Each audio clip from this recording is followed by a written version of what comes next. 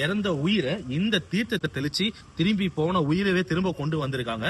இந்த அதிசயம் நடந்த ஒரு மிகப்பெரிய புண்ணிய ஸ்தலம் இந்த இடம். என்ன கோயில் அப்படின்னா திருத்துறைப்பூண்டி அப்படிங்கிற ஊர்ல இருக்கிற பிறவி மருந்தீஸ்வரர் அந்த கோயில். அதாவது இந்த தீர்த்தத்துக்கு பெயர் பாத்தீங்கன்னா மாங்கல்ய தீர்த்தம் இல்ல ஜலிகை தீர்த்தம் அப்படின்னு சொல்லுவாங்க. இந்த தீர்த்தத்தை பிரம்மதேவர் உருவாக்கி இருக்காரு.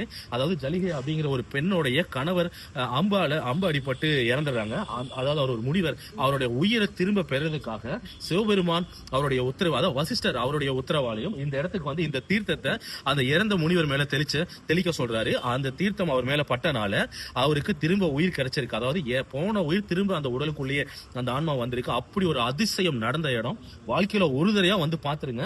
அதாவது இந்த கோயில்ல இருக்க பயங்கரமான அதிசயம் நம்மளுடைய ஜாதத்துல இருக்கிற அத்தனை கண்டம் தோஷம் டைம் சரியில்லை இல்ல தோஷங்கள் உள்ளான கர்மா பாவம் எல்லாமே நிவர்த்தி பண்ணி கொடுக்கும். முக்கியமா பெண்களுக்கு மாங்கல்ய பலத்தை அதிகம் பண்ணி கொடுக்கும். யாரெல்லாம் கல்யாணம் ஆகி மாங்கல்ய வாழ்க்கையை இழந்து வாழ்றதுக்கான அமைப்பு இருக்கோ இல்ல இழந்து வாழ்றாங்களோ இல்ல அதுக்கு உண்டான நேரம் இருக்கோ அவங்க அத்தனை பேர் வந்து வழிபட வேண்டிய ஒரு மிகப்பெரிய புண்ணிய ஸ்தலம். வாழ்க்கையில் ஒரு தடவை வந்து பாத்துருங்க. நம்ம ஆன்மா ஏன் இந்த பிறவி எடுத்தது அப்படிங்கிறதுக்கான பதிலும் பலனும் இந்த இடத்துக்கு வந்தால் கண்டிப்பா கிடைக்கும். நன்றி.